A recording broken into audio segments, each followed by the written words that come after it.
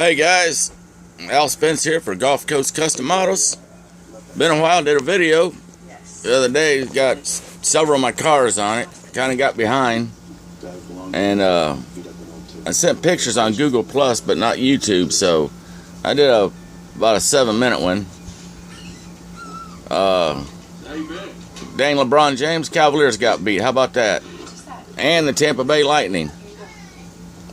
Well, there's your sports update. Anyways, guys, doing the Boss Mustang so I can do the Dyno Don Nicholson car with these decals, the yellow one. Hard paint job, very hard. These decals do not cover the trunk like it's supposed to be blue right there.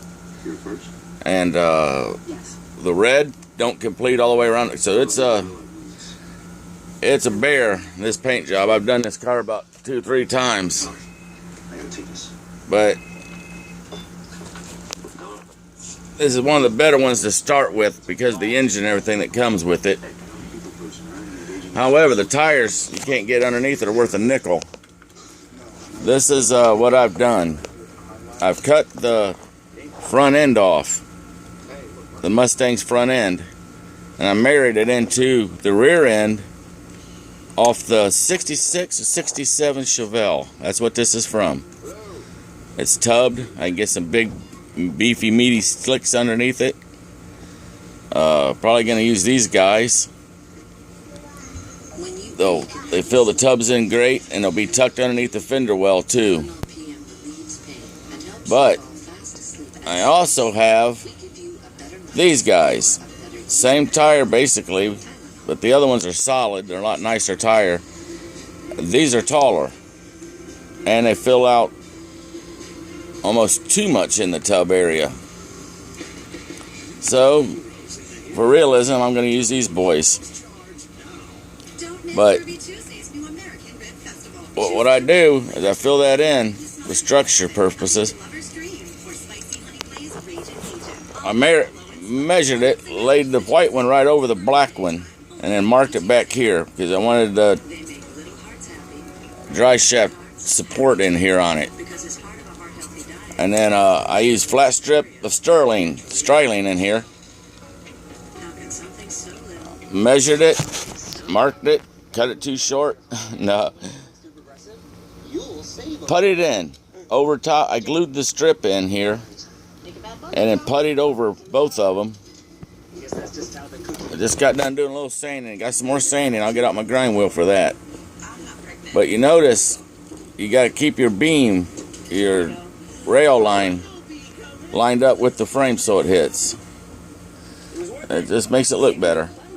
But that way I can keep the front spindles and everything on the original front end, and then drop the 429 in, which I've started already. I've built the oil pan up a little bit, make it a deep pump, but when I drop that in there, you want to make sure she still lines up and the dry shaft fits, or you're going to end up cutting a dry shaft. So that's one of the better ones to use for a Pro Stock. But that's the pain in the butt, man, is if you want wide tires like he had tucked underneath, you gotta tub it out. I got the old one here, I'll show you. I put it down here in my Deep 6 file box. Right there. See what I mean? Now, the car's got deep, wide fender wells in it. That's not a problem. They're high, they're wide and deep. But the stock fender well, when you put these tires on, they hit the frame rail in there, see? And then they stick out stupid looking. So that's the only way I know to fix that. And then what you got to do, and you got to do this or it's going to look corny, you got to cut the back seat area out. They didn't have them anyways, not by this year, so. But you can see I cut it out, and I'll paint this aluminum color, make it look like tin work. But what it does, when you put your chassis in, it don't hit the tubs. if I didn't cut it out, that interior tub would sit up. It would be hitting back. It'd be hitting back here, and it would get this effect where the back end's up in the air, and then the body obviously is not going to fit. So this is all just test fitted and with the dash and gauges in. He did have a stock dash in most of it. There's some tin work to do, but for the most part, this car looked stock in 1970. So that's where I'm at on that. I wanted to update a few guys. Some people asked me about they couldn't get big tires under the Pro Stocks. That's how we do it. But this is just plastic styrene that I bent and curled it around a toilet paper roll and taped each side of it to get a natural bend over time, about a day or so. And then I glue it in down here on the bottom first.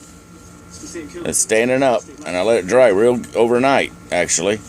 And then when you fold it over, it's got a natural contour to it, and you just glue it across the top of the old seat back. I leave the back open because he did have his batteries back in the trunk. But this hatchback here, like fastback, I'm not cutting it out. There's nowhere to hinge it. So I'm just going to leave that alone, and I'm not going to get crazy. I thought about cutting the doors open, but that's still up in the air. Anyways, that's where I'm at. That's what I got going on. That's the Dyno Don 70 Boss. Big 429. And tubbing out the rear end and the interior. I'll update you as I move on with it. You guys got any questions, let me know. I'll probably wire my engine up tonight. I still got to drill my cylinder heads out. So this is like those Hemi heads, ain't it? So I'll just knock some holes down through here. But if you notice, this has got plugs in it. It's got little like spark plug heads in each one of the cylinder head holes. I'll probably just use hollow boot material, the black boot material, slip it on over them, and then run my wire inside it. And run around the front of the distributor. Anyways, my flash is dying, the battery's going low. You guys have a great week, and I'll update you later on this one. Again, it's Al Spence for Gulf Coast Custom Models. Y'all have a super week, and I'll holler at you later. Take care. Bye-bye.